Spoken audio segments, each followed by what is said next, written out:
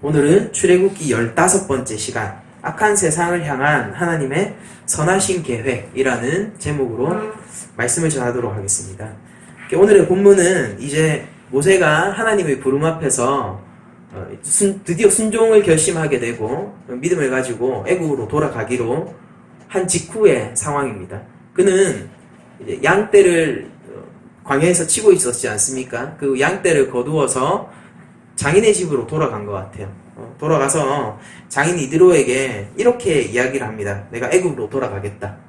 근데 애굽으로 돌아가겠다라고 얘기하는 그 이유는 출애굽에 대한 원대한 계획을 이렇게 다 밝히기보다 내가 형제들에게 돌아가서 그들이 아직 살아있는지 알아보려고 한다라는 정도로 얘기를 합니다. 그래서 이 부분에 대해서 어떻게 해석해야 될지, 이 부분을 어떻게 받아들여야 될지에 대해서는 잘 모르겠어요.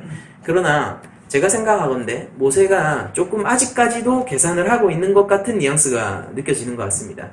그러니까 하나님의 말씀을 따라서 이제 내가 애굽을 들어가 그들의 하나님의 백성을 출애굽시키겠다라는 그런 소명을 가지고 있음에도 불구하고 이 미천한, 그러니까 아직까지도 장인의 집에서 양치기나 하고 있는 내가 이스라엘의 지도자가 되기 위해서 그들에게로 다시 돌아간다라고 했을 때 장인이 보여줄 반응에 대해서 반신반의했던 것일지도 모르겠고, 그렇게 얘기하기에 또 너무 낯간지러웠을 수도 있고, 아무튼 잘 모르겠지만은 모세는 내 형제들에게로 돌아가겠다, 형제들을 한번 보려고 한다, 그들을 안부차 가려고 간다라는 뉘앙스예요. 이게 안부차, 그들이 살아있는지 한번 보려고 한다 라는 말로 애굽으로 다시 돌아가려고 합니다.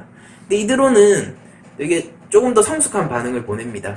왜냐하면 모세는 그 집안에서 상당히 아무튼 믿을 수 있는 일꾼이었죠. 그러니까 40년을 충성하면서 장인 이드로 양떼를 돌봐왔고, 그리고 상당히 숙련된 일꾼이기도 하고 중요한 위치를 가지고 있는, 그러니까 가족이지 않습니까? 중요한 위치를 가지고 있는 일꾼이기도 한데, 그 일꾼이 이제 먼 길을 떠나겠다라고 할 때 평안히 가라, 이렇게 샬롬 이렇게 보내줍니다. 그래서 오히려 축복하면서 모세를 보내주는 이드로의 모습을 볼 때, 또 모세가 아직까지는 완전히 하나님의 뜻과 계획에 완전히 복속되어 있는 것은 아니지 않은가라는 뉘앙스가 느껴지기도 하고요.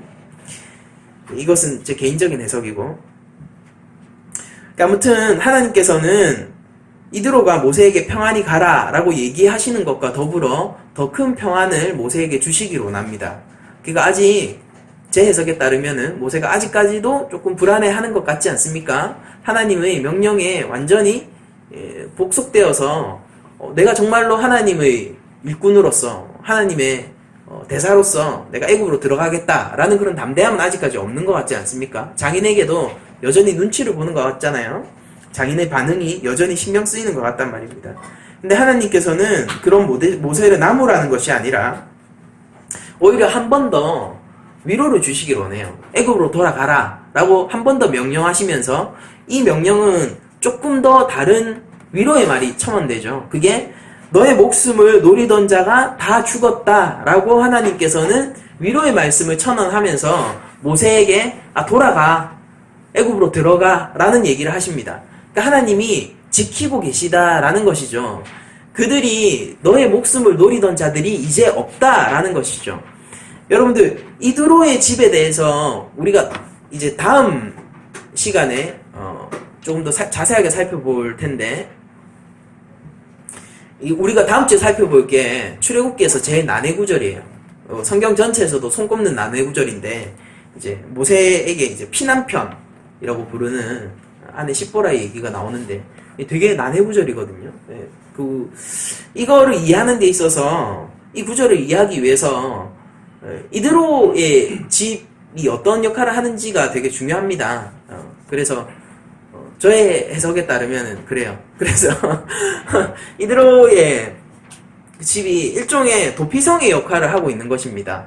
그러니까 살인을 저지르고 나중에 훗날 율법에 의해서 훗날이 아니라 하나님께서 나중에 이제 명백하게 이렇게 도피성 제도를 이렇게 보여주시지만은, 살인한 자가 도피성으로 가면은 거의 난전해요. 그러니까 거기서는 죽일 수 없습니다. 거기서는 죽일 수가 없어요.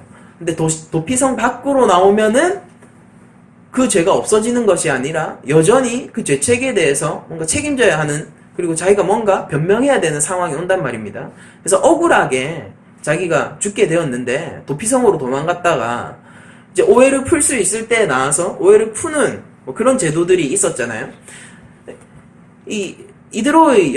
장인 이드로의 집이 모세가 정착감을 느낄 정도로 하나님께서 실제로 정착하게 하셨죠.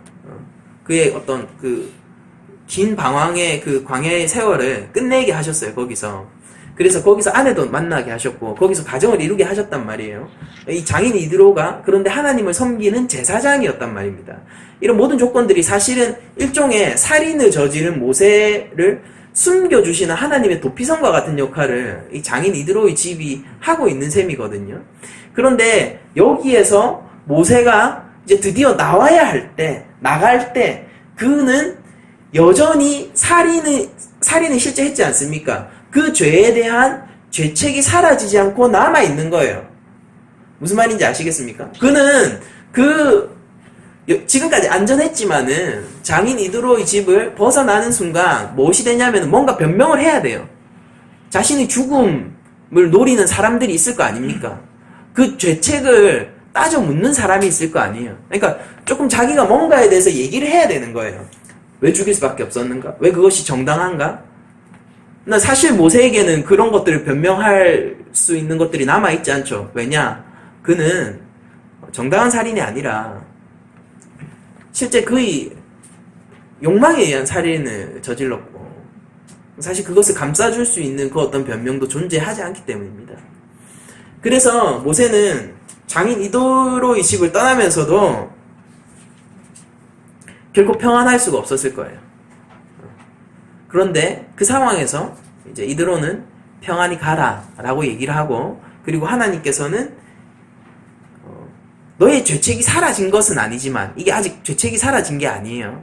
죄책은 여전히 남아있죠. 그러나 그것으로 인해서 너의 목숨을 노리던 자들은 이제 없다라는 것으로 조금 더 안심시켜 주시고요. 우리가 다음 주에 보게 될 피난편과 관련된 에피소드를 통해서 그 죄를 사해 주시는 장면까지 나가게 되거든요. 그래서 이 죄 문제를 먼저 해결을 해 주십니다. 하나님께서 애국으로 보내시기 이전에. 근데 그 과정에서 하나님께서 그 모세를 안심시켜 주시고 계신 거예요. 평안히 애굽으로 들어갈 수 있도록, 그가 더 담대함으로 들어갈 수 있도록, 그가 나의 명령을 이행하는 데 있어서 부족함이 없도록 다 상황들을 정리해주고 계신 거예요. 그러니 모세는 얼마나 좋습니까? 하나님을 직접 만나 하나님으로부터 평생의 사명도 받았고, 게다가 하나님께서 그 마음속에, 환경뿐만 아니라 그 마음속에 걸림이 될 만한 것들도 다 지금 제거해 주시고 계세요. 그러니까 모세는 태산을 넘고 험곡을 넘고 장애물들을 넘어 하나님께 순종해야 하는 것이 아니라 모세는 순종만 하면 되는 상황이란 말이에요. 하나님께서 끊임없이 그렇게 모세를 하나님께 순종하는 사람으로 지어져 가는 것을 목표로 하나님께 끊임없이 순종토로 가십니다. 그걸 위해서라면은 못하실 게 없어요. 순종케 하기 위해서 장애물이 필요하면은 모세에게 장애물을 허락하시고요. 순종케 하기 위해서 장애물을 제거해야 한다면요, 오늘의 에피소드처럼 그 마음의 장애까지도 하나님께서 제거해 주시면서 끊임없이 하나님은 모세와의 관계성 속에서 모세를 나의 순종하는 백성으로 지어져 가고, 나는 모세의 하나님이 되기를 원하시는 그런 하나님이 계속 출애굽기에 등장하게 됩니다. 그러니까 우리가 출애굽기 나중에 시내산 언약을 보면은 알게 되겠지만은 거기에서도 하나님께서 요구하시는 것이 있어요. 그러니까 내 법과 규례를 따르고 내 언약을 따를 때에 너희는 내 백성이 될 거다 라는 그런 아주 조건부의 언약을 거시거든요. 그러니까 그에 합당한 사람으로서 모세를 만들어가는 그런 중에 또 이런 에피소드가 등장하는 것입니다. 그래서 하나님께서는 모세를 단순히 마음의 안정만을 주는 것을 목적으로 하는 것이 아니라 더 큰 뜻이 있는 거예요. 나의 자녀로 짓겠다, 나의 백성으로 삼겠다. 모세가 나를 하나님으로 알아. 나에게 순종할 수 있는 자로 내가 지어가겠다. 라는 그런 목표를 가지고 하나님께서는 그 마음의 장애물도 제거해 주시는 거죠. 그러니까 여러분들 보세요. 하나님을 위해서 모세가 있는 것이에요. 하나님을 위해서, 하나님의 영광을 위해서 모세가 있는 것이지, 하나님이 모세를 위해서 있는 게 아니란 말입니다. 궁극적으로는. 하나님은 모세를 위해서 일하시지만은 모세가 하나님을 위해서 있는 것이지 하나님이 모세를 위해서 있는 건 아니란 말입니다. 그러니까 우리가 교회 안에서 하나님께서 주시는 평안에 대해서 우리 더 깊은 신앙의 경지로 나아가지 못하고 평안 그 자체에 머물러 있을 때 우리들은 그냥 거기에서 이곳이 좋사오니 하면서 머물러 버리는 신앙에, 그게 어린 신앙이거든요. 거기에 머물기 십상이란 말인데, 그러나 하나님께서 진정 우리에게 많은 것들을 보여주시고 내 삶을 챙겨주시는 것을 직접 알려주시잖아요. 내 삶을 직접 챙겨주시는 것을 알려주시면서 우리에게 원하는 것이 있는데, 하나님이 짓고자 하는 결과물이 있는데, 그게 바로 순종하는 백성이라는 것입니다. 그러니까 우리가 하나님께서 우리 삶을 챙겨주실 때 챙겨주시는 그것으로 만족하는 것으로 끝나면은 뭐 그건 언제까지나 어린 신앙일 수밖에 없을 거예요. 그러나 하나님께서 왜 이렇게 하시는가? 왜 내 삶을 챙겨주시는가? 하나님께서는 하나님의 살아계심을 알므로써 이것을 통해서 하나님이 일하심으로써 나를 더 깊은 순종으로 끌고 가기를 원하시는구나. 나에게 하나님이 살아있음을 보여주시기를 원하는구나. 그리고 이 사건을 통해서 하나님이 또 다른 믿음의 길로 끌고 가시기를 원하는구나. 이런 것들을 볼 수 있어야지 우리가 더 깊은 신앙의 경지로 나아갈 수가 있겠죠. 왜냐하면 하나님이 그걸 위해서 일하시기 때문입니다. 그리고 우리가 순종의 끝이 무엇이냐면은 하나님께 영광을 돌리는 것이라고 여러분들이 이해하시면 돼요. 우리가 하나님의 말씀을 하나님의 말씀으로 인정하고 그것에 온전히 복속하여서 하나님의 말씀이야말로 최고의 권위를 가지고 있고 내 삶을 이끄는 유일한 권위다라는 것을 인정하게 될 때 우리의 삶은요, 하나님께 영광을 돌리는 삶으로 변하지 않을 수가 없어요. 왜냐면은 하나님은 영광 그 자체이시기 때문에 우리가 영광을 돌린다고 해서 영광이 커지는 것이 아니라 우리가 그 영광을 인정할 때에 하나님의 영광이 아무도 인정하지 않는 하나님의 영광을 우리만 교회만 인정하는 겁니다. 그렇게 됐을 때 하나님은 이 땅 가운데서 영광이 드러나세요. 영광이 없어서가 아닙니다. 하나님의 영광이 뭐 우리가 욕하면 없어집니까? 아니에요. 우리가 하나님께 영광을 돌립니다 라고 하면 하나님의 영광이 더 커집니까? 그런 거 아니에요. 하나님의 영광은 온전하세요. 온전하신 하나님의 영광을 우리가 그럼 어떻게 높여드리냐고요. 최고의 방법이 그거죠. 하나님이 영광이시라는 것을 우리의 삶 전체로 인정하는 겁니다. 하나님이시야말로 최고의 영광이십니다. 하나님이시야말로 나의 삶의 주인이십니다. 제가 종종 이 부분과 관련해서 하는 예가 최고 대가의 화가의 뭐 피카소 같은 사람들의 작품에 우리가 어떻게 영광을 보태줄 수가 있어요. 그게 무슨 다른 색깔을 칠하는 순간 그 영광을 조지는 거 아닙니까? 와, 좋아요. 이 작품 너무 좋아요. 죽입니다. 그래서 제가 붓질 한 번 더 하겠습니다. 이러는 순간 끝나는 거예요, 그 작품은. 잡혀가는 겁니다. 근데 최고의 순간이 뭐냐면, 최고로 영광을 돌리는 순간이 뭐냐면은 그 작품을 보고 서서 감탄하는 거죠. 한 무명 화가의 작품을 보고 그 자리에 서서 감탄하면서 눈을 떼지 못하는 장면을 그 화가가 보면 뭐라고 생각하겠어요? 그게 환희를 느끼는 순간 아닙니까? 온전하신 하나님께서 무엇으로 기뻐하실까요? 우리가 하나님을 바라보면서 눈을 떼지 못하고 감탄을 토해내면서 하나님이야말로 나의 삶을 이끌고 가시는 원동력이십니다. 아니, 하나님이 내 삶의 주인이십니다. 그 자체이십니다. 하나님이야말로 진짜 하나님이십니다. 하나님 외에 하나님 같은 자가 어디 있습니까? 라고 얘기를 할 때 하나님은 그 자리에서 가장 기쁨의 영광을 받게 되는 거란 말입니다. 우리가 우리 삶을 통해서 하나님의 영광을 드러내는 일이 무엇입니까? 하나님의 말씀에 순종하는 것이고, 이 세상 모든 사람들이 하나님이 없다라는 세상의 전제 위에서 살고 있단 말이에요. 하나님은 없어. 신은 없어. 그러니까 내 삶의 주인은 나야 라는 전제 속에서 살아가고 있는데, 우리만이 하나님은 있다. 하나님은 살아계시다. 그분이 내 삶의 주인이시고 나는 피조물이다. 그분이 창조주시다 라는 전제 위에서 살고 있단 말입니다. 그 위에서 하나님의 명령을 따라서 살 때 우리가 하나님이 살아계심을 인정하는 삶이지 않습니까?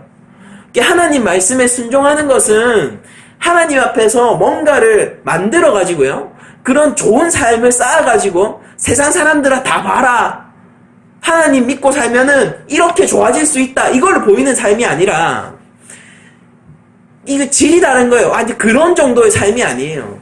그런 거 살 거면은 불교 믿으면서도 얼마든지 잘 살 수 있잖아요. 세상 사람들아 봐라, 불교 믿으니 얼마나 삶의 질이 이렇게 높아지느냐, 이런 거 불교 가서도 다 할 수 있어요. 그런 정도가 아니라, 이게 세상 사람들이 인정하든 인정하지 않든 하나님이 살아계신 세상에서, 하나님이 실제 살아계시지 않습니까? 하나님이 실제 살아계신 그 세상에서 그 질서에 맞게 사는 일이란 말이에요. 하나님이 정하신 그 말씀과 하나님이 정하신 그 사람을 향한 뜻을 따라서 그렇게 사는 일이야말로 하나님께서 가장 영광받는 일이십니다. 그리고 그 삶이야말로, 그 순종하는 삶이야말로 하나님 살아계세요. 하나님이 하나님이세요. 이걸 인정하는 가장 최선의 지름길이에요. 우리가 무슨 우리 교회가 대단한 일을 한다고 해서 하나님 앞에서 기쁨을 받는 것이 아니라, 하나님이 하나님이심을 우리 교회가 인정할 수 있을 때 그때 하나님은 영광을 받으시는 거고, 우리 교회가 교회로서 기능적인, 사회적인 기능적인 역할을 했을 때 우리 교회가 교회가 되는 것이 아니라, 우리 교회가 예수 그리스도를 머리로 한 지체가 되었을 때, 우리의 머리가 예수 그리스도가 되었을 때 우리 교회는 진짜 교회가 되는 겁니다.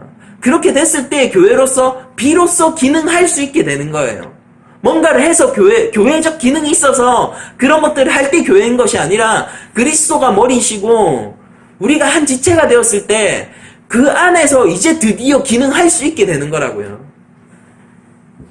하나님은 모세를 향하여서 그의 마음을 안심시켜주고, 또 장인 이드로를 통하여서 그에게 평안의 축복을 빌어줌으로써 그가 애굽으로 돌아갈 수 있도록 지금 만들고 계신 거예요. 그 와중에 모세의 모습을 성경은 이렇게 표현하고 있습니다. 모세가 그의 아내와 아들들을 나귀에 태우고 애굽으로 돌아가는데, 이제 그 가족이 전체 애굽으로 하나님께 순종하여서 돌아가고 있어요. 그럴 때 모세가 하나님의 지팡이를 손에 잡았더라 라는 말로 모세의 모습을 표현하고 있습니다. 이거 아주 많은 의미를 담고 있는 구절인 거죠. 하나님의 지팡이. 이 지팡이는 말입니다, 어제까지만 해도 내가 그냥 양떼나 치든 어디서나 볼 수 있는 평범한 막대기였단 말이에요. 그냥 언제나 늘 내 손에 들려있던 내 수족과도 같고, 내가 그냥 쓰기 편한 도구였단 말입니다. 그런데 지금 모세는 어제의 모세와는 다른 모세가 되었어요. 그는 이미 하나님이 예정하신 이스라엘의 지도자이며, 하나님께서 그 뜻을 펼치기 위한 최전방의 도구가 되었단 말입니다. 그 모습의 변화, 그 신분의 변화, 그게 완전히 달라진 그 삶의 변화, 이 모든 것들을 하나님의 지팡이라는 말로 표현을 하고 있는 것입니다. 모세는 이제 이전과 같지 않아요. 지팡이는 같은 지팡이겠죠. 그 지팡이는 같은 지팡이일 거예요. 그가 늘 가지고 있었던 그 지팡이일 겁니다. 그가 늘 가지고 다니면서 양이나 치고, 그가 그냥 수족처럼 높은 산 올라갈 때 기대기도 하고, 다른 맹수가 올 때 쫓아내기도 하던 그냥 그 지팡이일 거란 말이에요. 근데 이제 그 지팡이가 홍해를 가를 거란 말입니다. 그 지팡이를 통해서 애굽에 재앙들이 내릴 거란 말이에요. 그 지팡이를 통해서 이스라엘 백성들이 광야를 통해 가나안으로 인도될 거란 말입니다. 그 하나님의 지팡이, 이제 그거는 목자의 지팡이가 아닙니다. 모세의 지팡이가 아니에요. 그것은 하나님의 지팡이입니다. 그리고 이 큰 변화는 모세에게 일어난 변화와 정확하게 일치하죠. 그의 신분은 이제 모세의 신분은 이전처럼 장인의 집에서 거부살이 하는 그런 초라한 목자가 아니에요. 그는 하나님의 언약을 수행해내는 최전방의 지도자가 되었단 말입니다.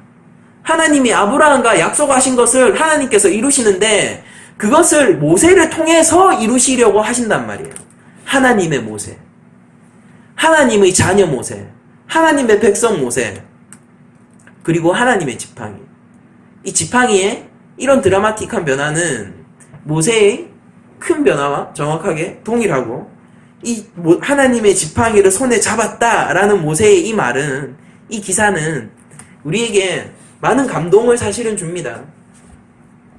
도망칠 수밖에 없었고 살인자로서 애굽의 왕자에서 완전히 이제는 멀어졌죠. 완전 떨어져 버린 거예요. 애굽의 왕자에서 이제는 그냥 초라한 한 목자가 될 수밖에 없었던 모세가 이제는 애굽의 왕자보다 더 큰 하나님의 대사가 된 겁니다.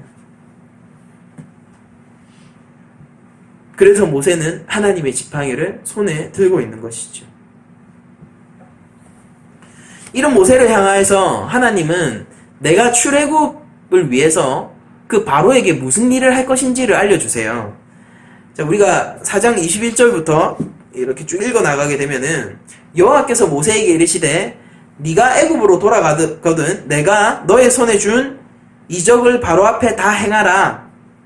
그러나 내가 그의 마음을 완악하게 한즉 그가 백성을 보내주지 아니하리니 너는 바로에게 이르기를 여호와의 말씀에 이스라엘은 내 아들 내 장자라. 내가 내게 이르기를 내 아들을 보내주어 나를 섬기게 하라 하여도 내가 보내주기를 거절하니 내가 너의 아들 너의 장자를 죽이리라 하셨다 하라 하시니라 라고 얘기를 하는 겁니다. 이 부분이 이제 저희들이 되게 사람들이 볼 때 문제가 되는 부분이죠. 어떤 거냐면은 하나님께서 출애굽의 전말을 모세에게 알려주실 때 이런 표현을 쓰세요. 내가 바로의 마음을 완악하게 한즉 그가 그 백성을 보내주지 않을 거다 라는 얘기를 합니다. 하나님이 바로의 마음을 완악하게 하신다. 이걸 어떻게 우리들이 받아들여야 할까요? 이게 문제점이 이거죠. 그러니까 하나님이 죄의 저송자이신가?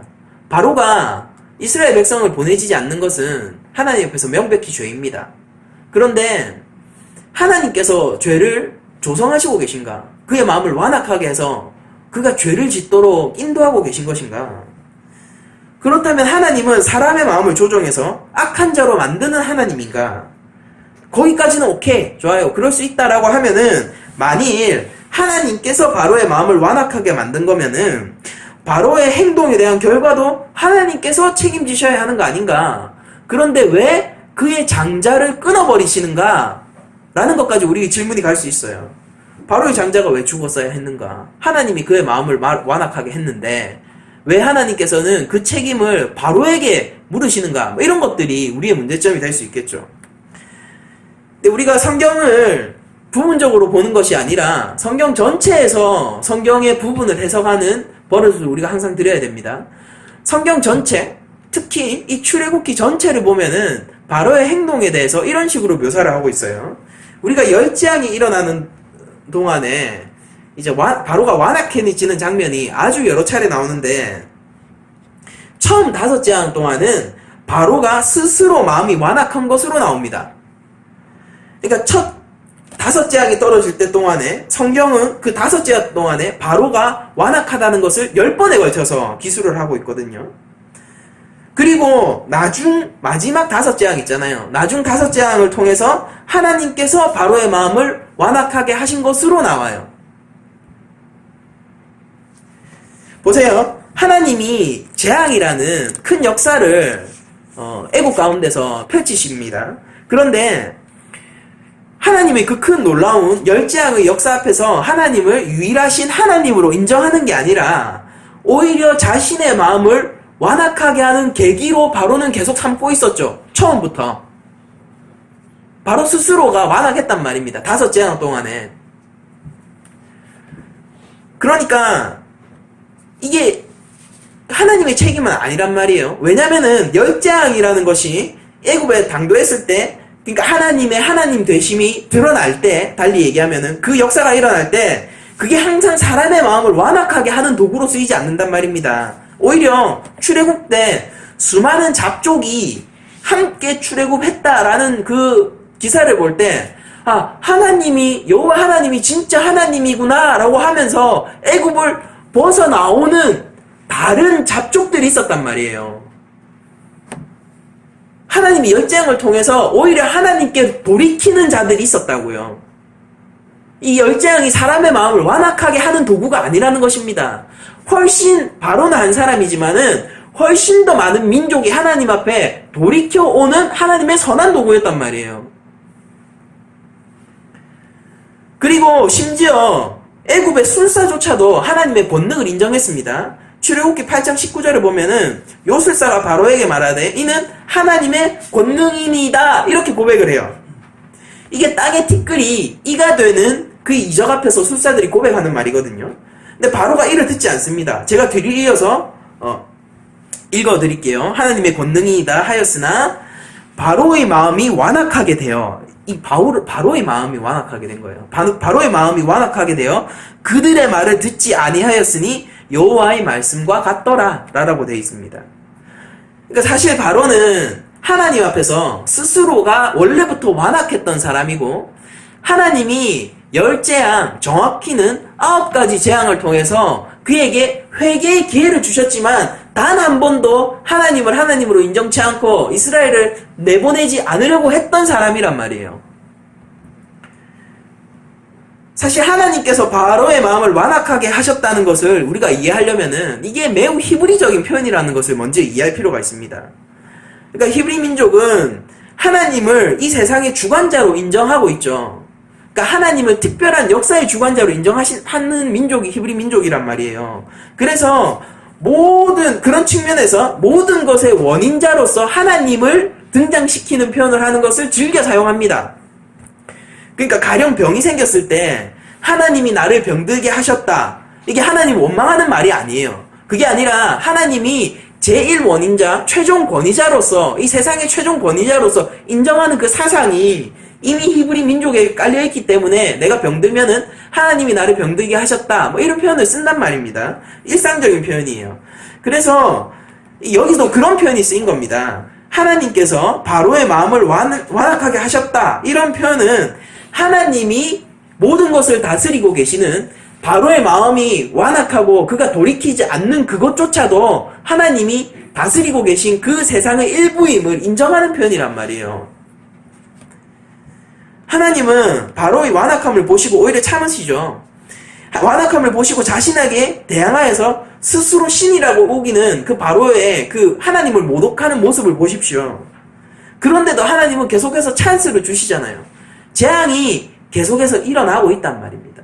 하나님이 하나님 되심이 재앙이 더해갈수록 더욱 강하게 일어나고 있단 말이에요. 나중에 술사들도 항복이에요. 항복. 케이어. 손을 들어버립니다. 이거는 우리가 부릴 수 있는 술사 정도의 일이 아닙니다. 이건 하나님의 권능입니다라고 KO 해버린단 말이에요. 사람들이 다 알았어요. 하나님이야말로 진짜 하나님이구나. 바로는 어땠습니까? 계속해서 마음이 완악해요. 거기서도 재앙이 끝이지 않아요. 다시 한번 얘기하면은 거기서도 하나님은 바로에게 회개의 기회를 계속 주시고면서 참고 계세요. 그게 하나님이 하시는 일입니다. 그러나 여러분들 그 하나님의 오래 참으심은 매우 오래 참으심이지만은 매우 인내하심이지만은 영원한 인내는 아니란 말이에요. 왜 그런가 우리가 한번 살펴보도록 합시다. 그 얘기하기에 앞서서 바로 얘기를 조금 더 마무리 짓도록 하죠. 여러분들 보십시오. 하나님께서 한 사람을 이 땅 가운데 심판하실 때 어떻게 심판하시는지 여러분도 아십니까? 하나님이 이 땅 가운데서 하나님이 백성이 아닌 이 바로와 같은 완악한 자들이 너무나도 많잖아요. 이 바로와 같은 자들을 하나님이 심판하실 때 이 땅 가운데서요. 이 땅 가운데 심판하실 때 어떻게 심판하는지 아십니까? 그건 바로 그들의 욕심 가운데 그들을 버려두시는 것으로 심판을 합니다. 로마서 1장을 제가 읽어드릴게요. 하나님을 알되 하나님을 영화롭게도 아니하며 감사하지도 아니하고 오히려 그 생각이 허망하여지며 미련한 마음이 어두워졌느니 스스로 지혜 있다 하나 어리석게 되어 썩어지지 아니하는 하나님의 영광을 썩어질 사람과 새와 짐승과 기어다니는 동물 모양의 우상으로 바꾸었느니라. 그러므로 하나님께서 그들을 마음의 정욕대로 더러움에 내버려 두사. 계속 읽어드리겠습니다. 그들이 몸을 서로 욕되게 하게 하셨으니 이는 그들이 하나님의 진리를 거짓 것으로 바꾸어 피조물을 조물주보다 더 경배하고 섬김이라. 주는 곧 영원히 찬송할 이시리로다. 아멘. 이 때문에 하나님께서 그들을 부끄러운 욕심에 내버려 두셨으니. 뭐 때문에? 우상숭배 때문에요. 곧 그들이 여자들도 순리대로 쓸 것을 바꾸어 영리로 쓰며 그와 같이 남자들도 순리대로 여자 쓰기를 버리고 서로 향하여 음욕이 부릴 듯 하매 남자가 남자와 더불어 부끄러운 일을 행하여 그들의 그릇 때문에 상당한 보응을 그들 자신이 받았느니라. 이렇게 얘기를 해요. 그러니까 죄를 짓고 있는데 하나님이 그냥 그걸 괜찮게 내버려 두세요. 근데 그게 보응을 받은 거라고요.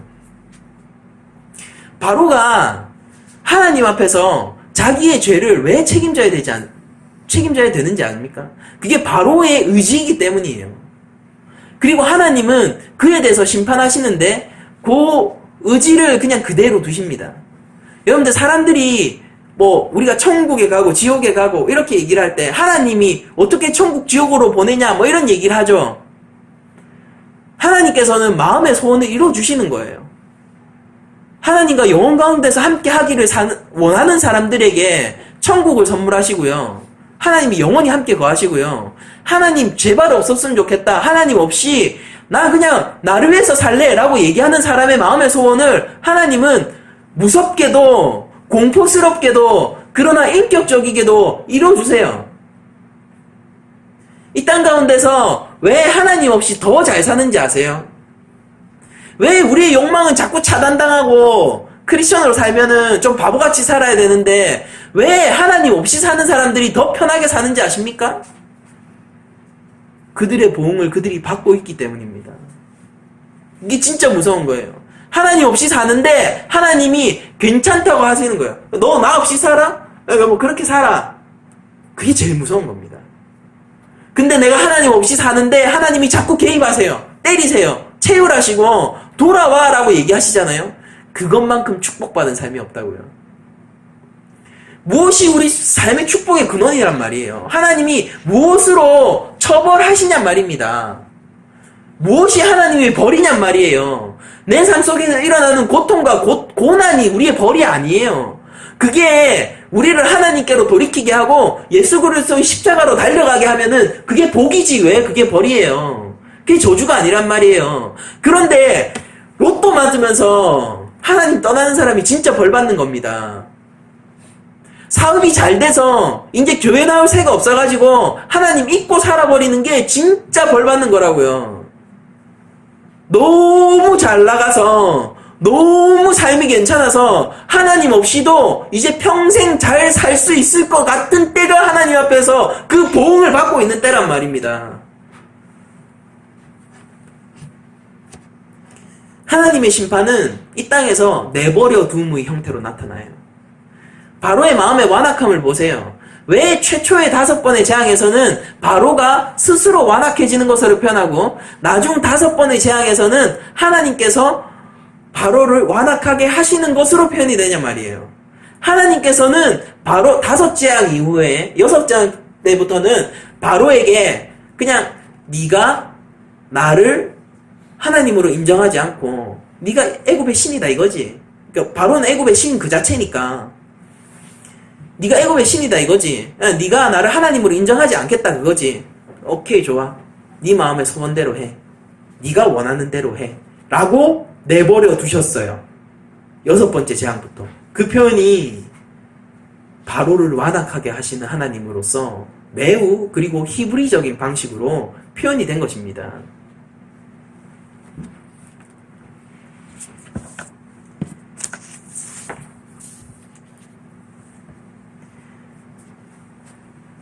여러분들 심판과 구원의 문제에 대해서 우리가 한번 생각을 해봅시다.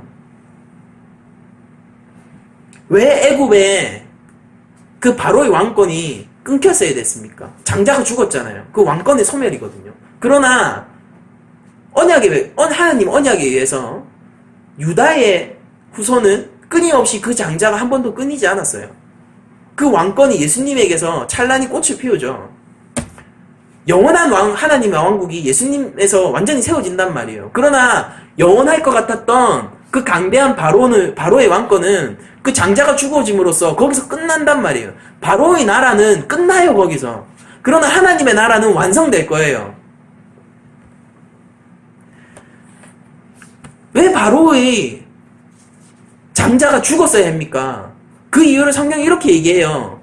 나의 장자를 살리기 위해서 죽인다라고 얘기를 해요.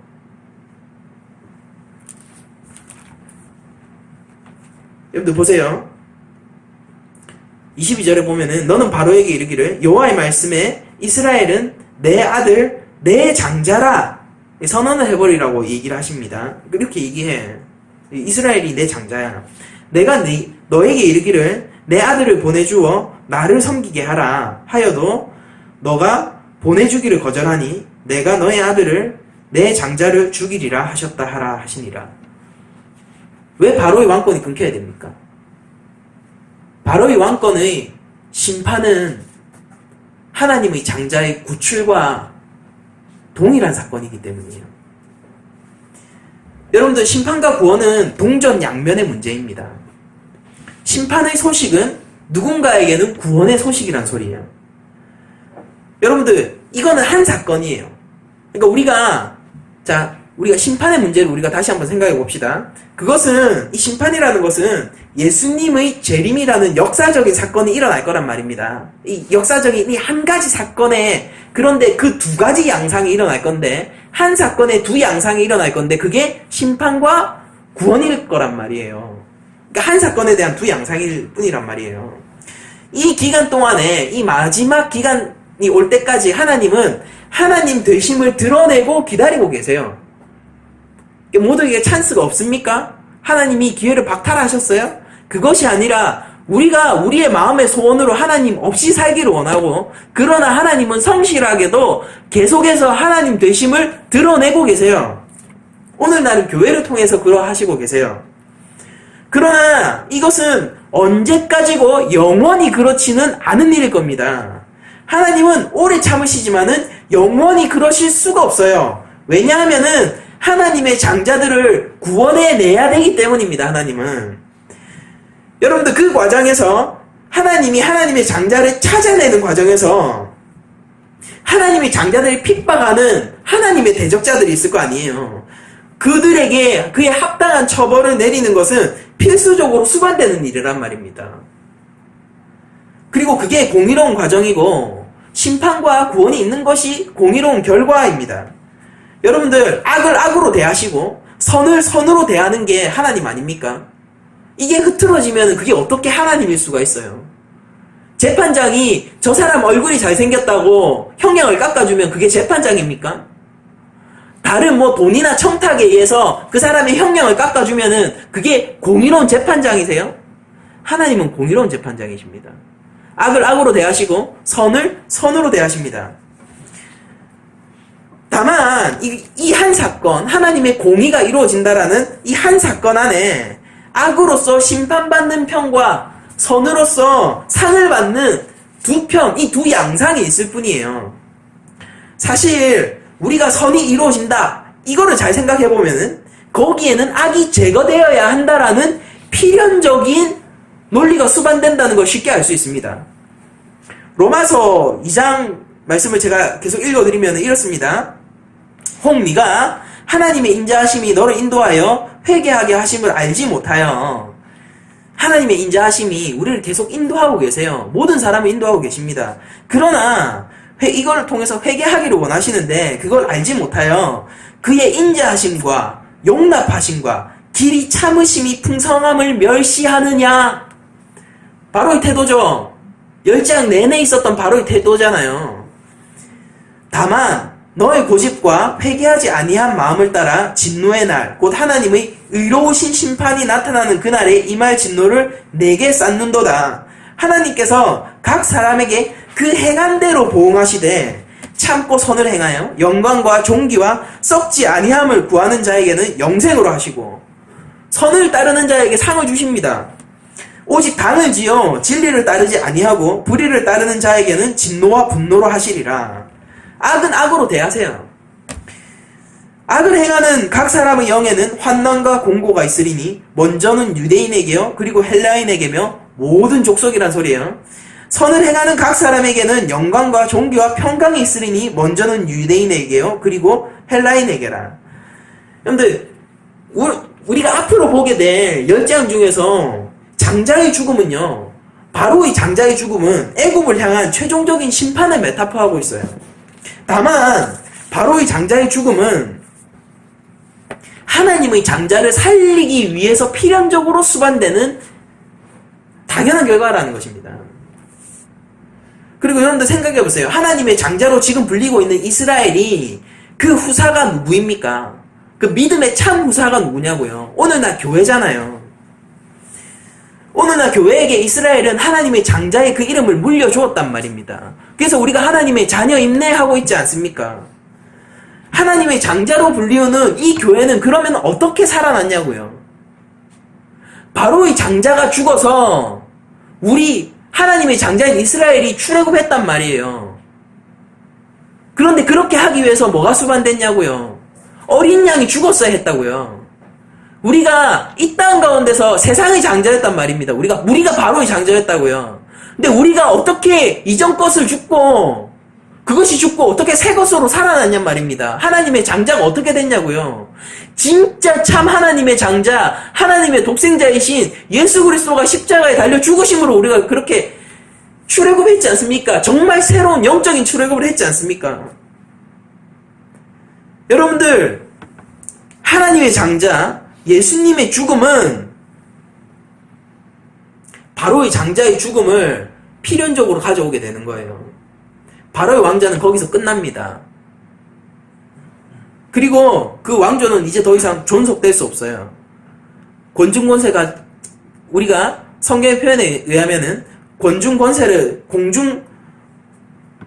잡은 자에게는 사실 아무런 권세가 없습니다. 근데 하나님께서는 하나님이 아브라함과 맺으신 언약을 이행하시기 위해서 그 어떤 방해에도 굴하지 않으시고 예수님을 통해서 언약을 반드시 성취하시고야 마셨습니다. 그 과정에서 언약의 방해자가 제거되어야 한다면 그렇게 될 것이에요. 하나님에 대한 모독을 하나님께서는 오래 참으십니다. 오래 참으시지만 그러나 자신의 백성을 구원하는 일에는 참지 않으세요. 하나님이 자신의 백성을 구원하지 못할 일이 있을 것 같습니까? 그 일을 하나님은 참지 않으세요. 그걸 속히 행하십니다. 그러나 악에 대해서는 오래 참으시고 구원에 대해서는 속히 행하세요. 그게 이 역사 가운데서 일어나고 있는 일이란 말입니다. 그리고 마침내 하나님이 자신의 백성을 구원하는 그날이 오면요, 하나님을 모독하는 자들은 그에 대한 모독의 대가를 치르게 될 거예요. 그에 상응하는 대가를 반드시 치르게 될 것입니다. 그런데 그날이 하나님의 장자가 영혼 가운데서 구원을 받게 되는 날이 될 것입니다. 여러분들, 세상은 악합니다. 그러나 하나님은 이 악한 세상 가운데서 선하신 계획을 가지고 있어요. 왜 이 땅 가운데서 하나님이 살아계신데 왜 전쟁이 일어나냐고요? 하나님이 선한 계획을 가지시고 악을 참고 계세요. 하나님 책임입니까? 사람 책임이죠. 하나님 언제 전쟁하라 그랬어요? 사람이 전쟁하는 거죠. 왜 기아와 가난이 있습니까? 사람이 자신의 부를 독식하기 위해서, 개인적 부, 국가적 부를 독식하기 위해서 아프리카의 빈민들을 외면하는 거 아니에요? 그게 왜 하나님 탓이냐고요. 하나님이 언제 그렇게 하라고 하셨습니까? 사람들이 하나님이 인격적으로 대해주니까 하나님에 대한 모독의 쌍기를 그치질 않습니다. 악을 참으시니까 로마서의 말처럼 하나님의 그 오래 참으심을 모멸하기를 사람들이 서슴지 않아요. 여러분들, 우리 성경에 보면 저주시 이런 게 논란이 되잖아요. 어떻게 하나님의 선지자가 다른 사람을 저주할 수 있는가? 이런 게 논란이 되지 않습니까? 그러나 그 저주시들은 하나님의 공의가 실현되기를 원하는 거예요. 그 사람을 저주하는 데 목표가 있는 것이 아니라. 강도들이 들끓는 동네에 경찰이 와주기를 바라면 그거 올바른 소망 아닙니까? 강도들이 들끓은, 도둑들이 막 들끓고 있단 말이에요, 우리 동네에. 거기에 내가 살고 있는데 거기에서 나는 강도와 도둑이 되지 않기 위해서 맨날 당하고 있는 거예요. 길 가다가 칼을 든 사람이 내 목에 칼을 들이밀고 내가 자고 있는 사이에 나의 돈을 훔쳐가는 이들이 빈번하게 발생되지만은, 그러나 나는 강도와 도둑이 되지를 원치 않는 거예요. 그들과 똑같이 이렇게 나쁜 일을 하고 싶지 않은 겁니다. 그래서 뭘 원하는 거예요? 우리 동네 경찰이 와주기를 바라는 거예요. 그게 나쁜 소망입니까? 여러분들, 그게 강도의 처벌을 반드시 수반하죠. 그 동네에서 강도들은 쫓겨나겠죠. 그걸 수반하지만은 이게 강도에 대한 보복의 목적이 아니잖아요. 그게 아니라 악한 강도질이 더 이상 없는 정의로운 동네가 되기를 원하는 소망에서 그 경찰이 와주기를 바라는 거 아닙니까? 이 공고한 삶이, 맨날 당하고 강도와 도둑에게 당하는 이 삶이 내가 조금 더 이 바르게 살 수 있는 이 바르게 살고 싶으니까 이 장애물이 조금 더 없어지고 내가 조금 더 정의로운 동네에서 살고 싶은 그 욕망 때문에, 그 소망 때문에 경찰이 와주기를 바라는 거 아니에요. 만약 이런데 경찰이 오기를 싫어하는 사람이 있으면은 그 사람은 전부 강도들인 거예요. 도둑들인 겁니다. 도둑과 강도는 경찰이 오는 것을 좋아하지 않죠. 여러분들, 이것은 강도들이 처벌받느냐 아니냐 이런 문제가 아니에요. 심판의 문제가 그런 겁니다. 강도들이 처벌받느냐 아니냐 이런 문제가 아니라 정의가 실현되느냐 마느냐 이런 문제란 말이에요. 그 지점에서 우리는 여러분들 무엇을 원하실 거예요? 우리는 정의의 실현을 원하는 것이죠. 저 동네가 강도로 인해서 몸살을 앓고 있으면은 우리가 첫 번째로 생각하는 것은 저 동네에서 강도질이 더 이상 없고 사람들의 치안이 보장되는 일을 첫 번째로 생각하겠죠. 그 이후에 뭘 생각하겠습니까? 그러면 그게 강도들의 인권과 강도들이 처벌을 그런다고 해서 그게 바라는 거예요? 그게 아니라 강도들도 교화되기를 원하겠죠, 우리가. 저 강도도 이제 강도질 끊고, 저 도둑도 도둑질 끊고 선량한 시민으로 저 동네에 살기를 원할 거 아니에요. 경찰이 오기를 바라는 것과 저 강도가 교화되기를 원하는 게 다른 소망이에요? 정의로운 동네가 되자라는 측면에서 한 소망 아닙니까?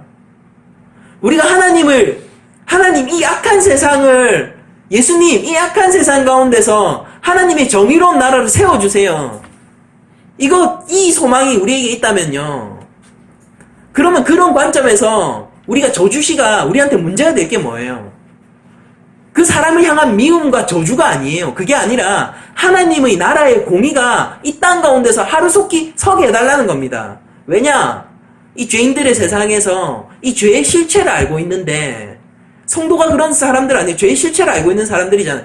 죄된 세상에서 죄의 실체를 알고 있는데 이 죄의 악 가운데서 살아가는 것이 버겁기 때문에 하나님 앞에 한탄을 하는 거 아닙니까? 토해내는 거 아니에요. 하나님, 이 땅 가운데서 하나님 나라를 세워주세요. 하루속히 세워주세요. 하루하루가 너무 힘겹습니다라고 얘기할 거 아닙니까? 그러나 하나님께서는 우리한테 이렇게 얘기하시죠. 내가 너를 속히 구원하러 간다. 그러면서 또 얘기하세요. 그러나 내가 이 세상에 대해서 참을 때까지 참으리라 라고 얘기하세요. 그 간극 속에서 우리가 살고 있는 겁니다. 하나님이 구원을 더디 하시느냐? 속히 하세요. 그러나 우리가 아직까지도 이 죄악된 세상에서 예수 믿으면서 살기 너무 힘들게 살고 있죠. 왜 그렇습니까? 하나님의 인내하심과 사랑을 거기서 느끼세요. 여러분들, 바로는 모세를 통한 하나님의 요청을 싫어해요. 지독실히 싫어합니다. 그러니까 온 나라가 들끓어도 싫어해요. 왜? 나는 괜찮으니까 거기서. 온 자기의 백성들이 신음하고 있어도 하나님의 요청을 듣기를 거부합니다. 왜? 자기는 아직 왕궁에 있으니까. 그 죽음이 왕궁의 장자에게로 오기 전까지는 그는 결코 꺾이지 않아요. 마치 이런 것 같아요. 바로는 자신이 강도인데 강도질을 당할 그 대상이 사라지는 것에 대해서 불안해하는 것처럼 저에게는 보입니다. 그러나 공의로운 하나님은 공의로운 처벌을 내리실 거예요.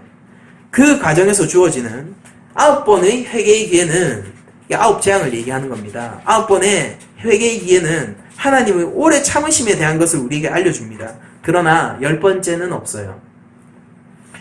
하나님께서는 오래 참으시지만 영원히 참으실 수는 없기 때문입니다. 하나님의 백성은 하나님을 요청하기 때문에 하나님께서는 그 백성을 속히 구원하러 가셔야 되거든요. 그리고 그 가운데서 하나님의 나라를 세우셔야 하기 때문입니다.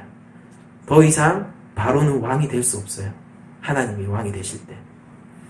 그러므로 우리들은 하나님의 나라에 서기 위해서 완악한 나를 돌이키고 그리스도 예수의 십자가 위에 서야 하는 것입니다. 우리가 어떻게 하나님께서 악한 것을 벌하시고 선한 것을 상 주실 때 상 받을 수 있는 자가 될까요? 무엇을 하면 될까요? 우리가 어떻게 선하다는 호칭을 하나님으로부터 들을 수가 있을까요? 성경은 그것을 예수를 믿는 믿음으로 가능하다라고 우리에게 전달하고 있습니다. 그러니까 다른 거 하지 마시고 성도라면은 우리 예수님을 믿읍시다. 여러분들 하나님께 온전히 순종한 유일한 한 사람이 있어요. 역사 가운데서 딱 한 명이 있어요. 그게 인간의 육신으로 오신 예수님이세요. 하나님의 공의에 의해서 엄정한 공의예요. 그 엄정한 공의, 그 공정한 재판장, 어떤 청탁도 통하지 않고 선과 악을 명확하게 구별하며 거기에 어떤 불평도 할 수 없는 그 엄정한 재판관 앞에서 유일하게 무죄 선언을 받으실 수 있는 분이 역사 가운데서 딱 한 명 있는데 그게 예수님이세요. 하나님의 아들 예수 그리스도입니다. 그분에 힘입지 않고 그분과 연합하지 않고 그 십자가 위에 서지 않고 우리가 하나님의 심판을 피할 길이 없는 거예요. 여러분들 우리는 하나님께서 모세를 달래시고 모세의 모든 장애물을 제거하시면서까지 그를 순종케 하시는 하나님을 봅니다. 그리고 그 모세에게 하나님이 알려주시는 것을 또한 봐요. 내가 내 장자를 찾기 위해서 반드시 바로의 장자를 끊겠다. 하나님의 나라와 애국은 양립할 수가 없는 겁니다. 바벨론과 하나님의 나라는 양립할 수 없어요. 내 안에서 세상과 하나님의 나라가 양립할 수 없는 거예요. 하나님께서 그것을 모세에게 가르쳐 주시면서 가라! 라고 얘기를 하시는 거예요. 가라. 여러분들 우리가 세상 가운데로 갈 때 이제 예배를 마치고 또 한 주간이 시작되어서 세상 가운데로 갈 때 우리 가운데서 하나님의 나라를 세우기 위해서 어떻게 해야 돼? 우리가 예수님의 편에 서야 되는 거예요. 그렇게 할 때 예수님께서 우리의 구세주가 되실 때요. 우리 죄의 해결자가 되실 때 우리 삶 속에서 장애가 되는 것들을 하나님이 치워주실 것이고 그 가운데서 우리는 순종만 하면 됩니다. 얼마나 괜찮은 싸움이에요. 근데 이게 힘들어하는 거예요. 사람들이. 왜? 내가 바로거든. 내가 하나님의 하나님 되심을 인정하기 싫어하는 제일 큰 대적자가 누구예요? 내 삶 속에서 우리 엄마입니까? 우리 아빠입니까? 우리 남편이에요? 아니에요. 나잖아요. 내가 여전히 나를 위해서 살기를 원하지 않습니까? 하나님이 하나님 되심을 보여주실 때 때때로 싫을 때 있죠. 아, 이것만은 왜 이때 얘기하셔서 이럴 때 있잖아요. 하나님 이것만은 그 어떤 그 목사님이 그렇게 얘기하시더라고요. 서울에서 이렇게 사역을 하다가 이제 부산으로 지방으로 이렇게 가야 됐을 때 와 그거 진짜 나 무서웠다고. 자기는 서울에서 태어나서 한 번도 벗어나 본 적이 없고 그런데 갑자기 부산으로 가야 되는 그 상황 속에서 난 무서웠다고. 그래서 근데 하나님이 너무 명확하게 알려주시는 거예요. 가라. 근데 그게 싫었대요. 마음속으로. 물론 순종했지만은. 왜 그렇습니까? 하나님이 그 명령의 최고 큰 대적자가 누구예요? 환경이 대적자입니까? 아니에요. 이미 교회 다 정해졌는데 무슨 환경이 대적자예요. 식구들도 뭐 괜찮다고 했는데 누굽니까? 자기죠. 거기에서 만약 식구 한 명이 반대하면은 사실은 하나님의 대적자가 나면서 그 식구 탓하겠죠. 아, 우리 아들이 싫어해서. 아들이 하나님의 대적자입니까? 내가 하나님의 대적자예요. 근데 하나님이 꺾으시겠다는 겁니다. 우리의 왕권은요, 죽을 수밖에 없어요. 우리의 왕권은 하나님 앞에서 끊길 수밖에 없어요. 그런데 우리의 왕권이 끊길 때 우리는 할렐루야를 외쳐야 되는 겁니다. 그때야말로 우리가 하나님의 장조로서 구원받는 순간이기 때문이에요. 하나님의 나라는 애국보다 더 큽니다. 하나님의 나라는 이 땅의 그 어떤 강대한 세력보다 더 커요. 그러나 그것은 매우 초라한 형태로, 십자가라는 형태로 참혹한 죽음, 아주 모독스러운 죽음으로 나타났다는 것을 여러분들 또 한 번 잊지 마시길 바랍니다. 그게 우리 마음의 걸림이 되어서는 안 돼요.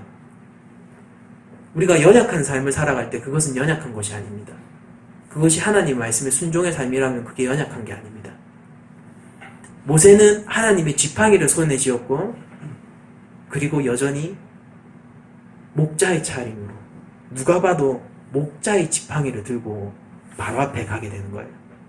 그러나 그는 하나님의 지팡이를 손에 쥐었죠. 우리도 똑같아요. 우리도 이 세상 가운데 나갈 때 성도라는 매우 초라한 옷을 입고 예수 믿는다는 매우 바보스러운 세계관을 가지고 이 세상 가운데 가게 될 겁니다. 그러나 그것은 절대 초라한 것이 아니라 하나님의 지팡이를 손에 든 모세만큼이나 권세와 권능을 아는 모습으로 나아가는 것입니다. 그게 우리를 버티게 하는 것이고 그게 우리의 소망인 거예요. 그리고 우리가 이 땅을 살아가면서 여러분들 흔들리지 마세요. 이 땅 가운데서 바로와 같은 자들이 승승장구한다고 해서 그것을 부러워하지 마십시오. 그들 가운데 하나님이 없음에도 불구하고 괜찮고 그 승리와 성공으로 말미암아 누리고 있는 것들이 많다면은 그만큼이나 그는 하나님 앞에 돌아오기 힘든 사람이 되는 거예요. 그것으로 여러분들 부러워하지 마시고 내 안에 하나님이 있으므로 내가 하나님의 자녀이므로 기뻐하시는 한 주간이 되시길 원합니다. 그게 우리 삶의 소망이고 그게 진짜 하나님의 지팡이를 손에 든 자들의 모습인 거예요. 이제 말씀 마칠 텐데 우리가 한 주간 살아갈 때에 우리 마음속에 결단들이 있었으면 좋겠습니다. 그것이 무엇이냐면은 내가 바로의 왕국을 내 마음속에서 하나님의 왕국과 양립하지 않으리라 라는 결단을 하셨으면 좋겠어요. 하나님의 나라는 하나님의 통치를 받는 것이 하나님의 나라인 겁니다. 우리 마음속에서 다른 이런저런 핑계들을 대지 않았으면 좋겠어요. 우리가 직시하자고요. 하나님의 최고의 대적자는 나예요. 하나님이 나를 향하신 뜻의 최고 대적자는 나입니다. 우리에게 있는 순종은 하나님 나라를 실현시키기 위한 너무나도 좋고 사실은 유일한 도구인 것입니다. 한 주간 살아갈 때 내 마음속에서 나의 나라가 서지 않고 하나님 나라가 서고 이 악한 세상 가운데서 악한 세상을 핑계치 않고 이 악한 세상 가운데서도 여전히 선한 계획과 뜻으로 이 악한 세상을 용납하시고 다스리시고 계시는, 그리고 그 가운데서도 여전히 하나님의 장자들을 구원해내시고 구출하고 계시는 하나님을 보면서 우리가 온전히 우리의 삶을 하나님 앞에 맡기는 한 주간이 되었으면 좋겠습니다. 그런 삶이 되기를 원하고 하나님께서 또 성령님께서 우리의 길을 이끌어 주시기를 원하면서 모든 말씀을 마치도록 하겠습니다.